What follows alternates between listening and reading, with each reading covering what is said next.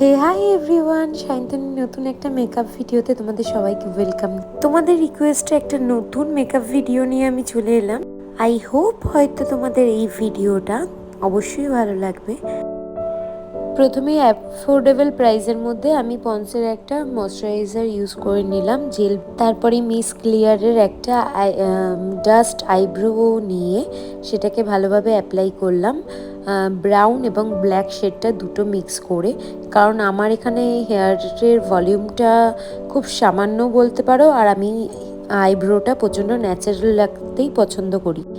মেবলিনের একটা সুপারস্টে ফাউন্ডেশন নিয়ে শেডটা ডার্ক অবশ্যই আমার থেকে, তো সেটাকে নিয়ে স্কিনের যে যে জায়গাগুলো আমার প্যাচেস বলো বা ডার্ক স্পট আছে সেটাকে ভালোভাবে ব্লেন্ড করে নিলাম।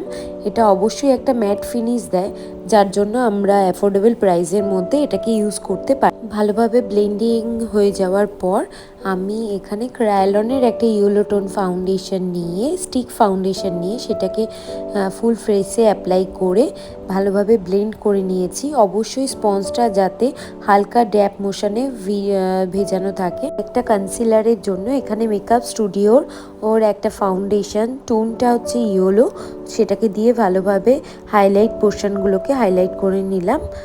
তারপরে সেটাকে একটা স্পঞ্জের মাধ্যমে আমি ভালোভাবে ব্লেন্ড করে নিয়েছি, যাতে অবশ্যই খেয়াল করতে হবে আমাদের স্পঞ্জটা যাতে ভালোভাবে ভেজা বা হালকা ভেজা থাকে। কন্ট্রোরের জন্য আমি এখানে সোফারেলের একটা প্যালেট নিয়ে সেটাকে ভালোভাবে কন্ট্রোল করে আমার নোজ কন্ট্রোল করে প্লাস চিকবোন জ লাইন এরিয়াটা আমরা ভালোভাবে কন্ট্রোল করে ওখানে লিকুইড ব্লাশ হিসাবে আমি মাইগ্লেমের এই লিপ চিন টিকটা ইউজ করছি।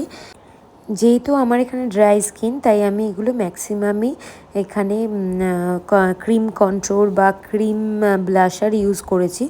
যাদের ফেসে অয়েলিনেস আছে তারা অবশ্যই ব্লাশারের ক্ষেত্রে বা ক্রিমের ক্ষেত্রে আমরা ক্রিমটা অ্যাভয়েড করে সেই জায়গায় আমরা ভালোভাবে পাউডার কন্ট্রোল করে নেব। ব্লেন্ড হয়ে যাওয়ার পর আমি এখানে প্যাকের একটা লুজ পাউডার নিয়ে সেটাকে ভালোভাবে ব্লেন্ড করে নিয়ে হালকা হালকা ব্রাশের সাহায্যে একদমই কম প্রোডাক্ট ইউজ করে সেটাকে সেট করে নিয়েছি।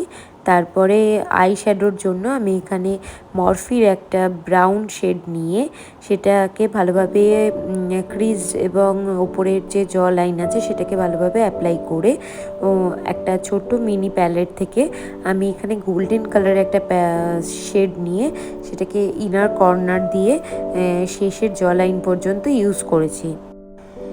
আইশ্যাডো করার ক্ষেত্রে অবশ্যই আমাদের এটা মাথায় রাখতে হবে যে যাতে প্রত্যেক কটা কালার একে অপরের সাথে ভালোভাবে ব্লেন্ড হয়। একটা ছোট প্যাকের স্মাজার ব্রাশ নিয়ে আমি ইনার কর্নারে মানে লাইনার যেখানে আমরা পরি সেইখানেই ভালোভাবে একটা হালকা ব্রাউন শেড নিয়ে ভালোভাবে স্মাজ করে নিয়েছি। নেওয়ার পর ইনগ্লটের একটা লাইনার দিয়ে লাইন আপ করে নিলাম।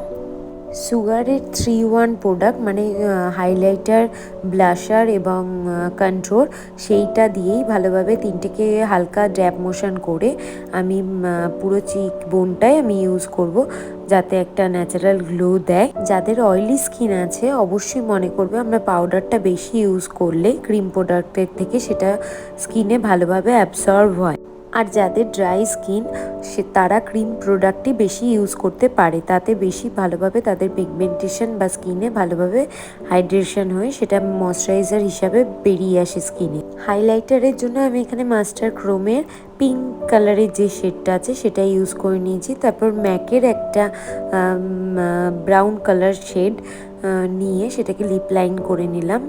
যাদের প্রচণ্ড ঠোঁট ফেটে যায় বা লিপস্টিক দেওয়ার পর সেই ক্রিম প্রোডাক্টগুলো উঠে উঠে আসে, তাদের ক্ষেত্রে মাথায় রাখতে হবে সবসময় মেকআপ করার আগে যাতে আমরা একটা লিকুইড যে কোনো ময়শ্চারাইজার বা লিপ বাম হিসাবে ক্যারি করি সেগুলোকে অ্যাপ্লাই করতে হবে।